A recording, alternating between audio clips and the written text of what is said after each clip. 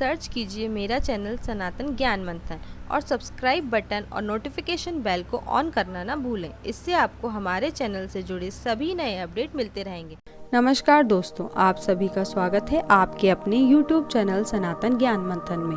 आप सभी के साथ के लिए धन्यवाद। आशा करती हूँ आप सभी को मेरे द्वारा बनाई गई वीडियो पसंद आ रही होंगी।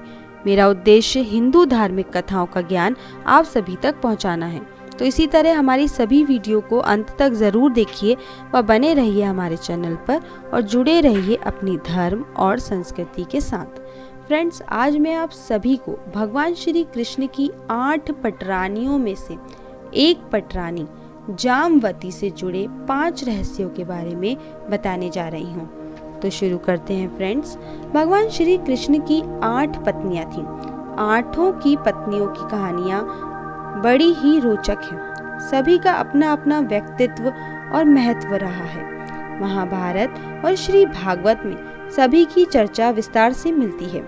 आइए जानते हैं भगवान श्री कृष्ण की पत्नी जामवती से जुड़े 5 रहस्यों के बारे में। पहला रहस्य, जामवती रामायण काल के जामवंत जी की बेटी है। जामवंत जी को प्रभु श्री राम ने चिरंजीवी होने का वरदान दिया था, इसलिए वे अभी तक जीवित हैं। स्वयंतक मणि लेने श्री कृष्ण जंगल में गए तो उन्हें पता चला कि एक गुफा में रहने वाले जामवंत जी के पास वह मणि है। श्री कृष्ण ने जामवंत जी से कहा, यह मणि मुझे दे दो क्योंकि यह सत्राजित की है। जामवंत ने कहा, इसके लिए तुम्हें मुझसे युद्ध करना होगा। जामवंत जी तो महाशक्तिशाली थे। घमासान युद्ध हुआ। 28 दिन तक युद्ध हुआ। जामवंत हारने लगे। तब उन्होंने थक हार कर श्री कृष्ण को ध्यान से देखा और कहा कि प्रभु, मैं आपको पहचान गया।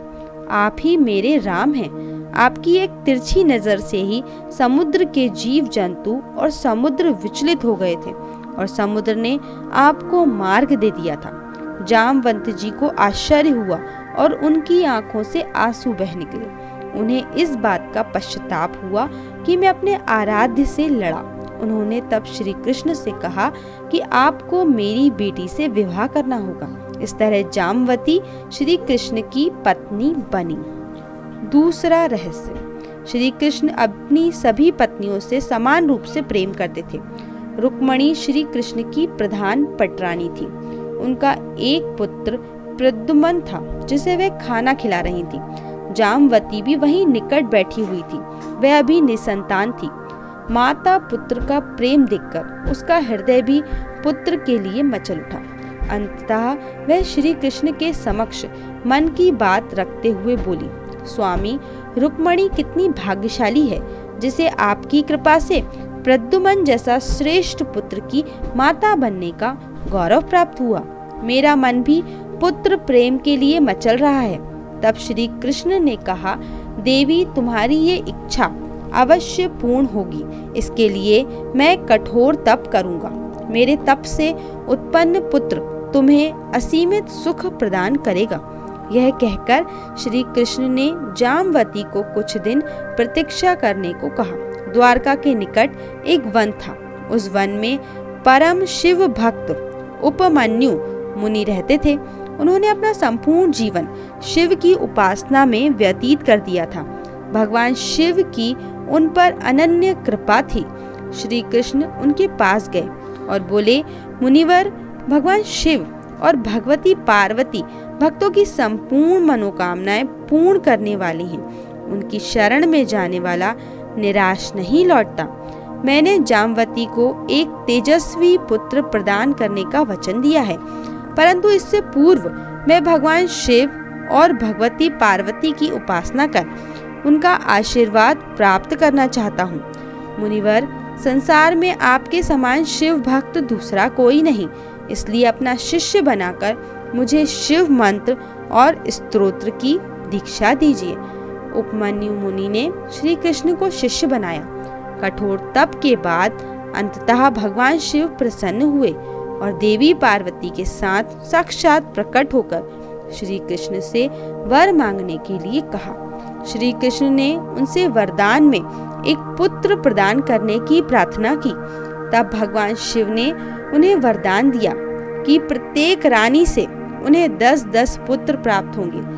तपस्या पूर्ण होने के बाद श्री कृष्ण द्वारिका लौट आए। उनके तप के तेज से जामवती ने एक तेजस्वी पुत्र को जन्म दिया जो साम के नाम से प्रसिद्ध हुआ। तीसरा रहस्य, साम के कारण कुल का विनाश हो गया था।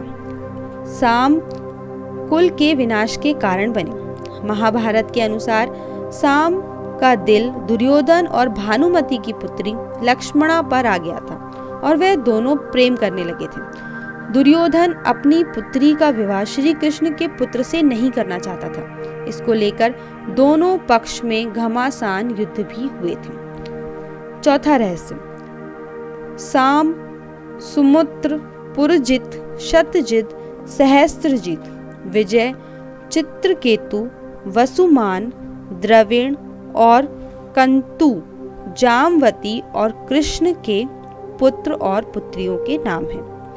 पांचवा रहस्य, महाभारत के मौसूल पर्व के अनुसार भगवान कृष्ण के वंश के बचे हुए एकमात्र यदुवंशी और उनके प्रपोत्र पोते के भी पुत्र वज्र को इंद्रप्रस्थ का राजा बनाने के बाद अर्जुन महर्षि वेदव्यास के आश्रम पहुंचते हैं। यहाँ आकर अर्जुन ने महर्षि वेदव्यास को बताया कि श्री कृष्ण बलराम सहित सारे यदुवंशी कैसे और किस तरह समाप्त हो चुके हैं। तब महर्षि ने कहा कि यह सब इसी प्रकार होना था, इसलिए इसके लिए शोक नहीं करना चाहिए। अर्जुन ये भी बताते हैं कि किस प्रकार साधारण लुटेरे उनके सामने यदुवंश की स्त्रियों का हरण करके ले गए और वह कुछ भी नहीं कर पाए। इसके बाद किस तरह श्री कृष्ण की पत्नियों ने अग्नि में कूदकर प्राण त्याग दिए और कुछ तपस्या के लिए वन में चली गई। तो दोस्तों, इस वीडियो को लेकर आपकी क्या राय है, हमें नीचे कमेंट करके ज़रूर बताएं। और अगर आपको हमारी आज की जानकारी अच्छी लगी हो तो इसे लाइक करें और ज़्यादा से ज़्यादा लोगों तक शेयर करें। और ऐसी ही और भी धार्मिक कथाओं के लिए सब्सक्राइब करें हमारे YouTube चैनल सनातन ज्ञान मंथन को और Facebook पर फॉलो करें हमारे पेज को। धन्यवाद दोस्तों।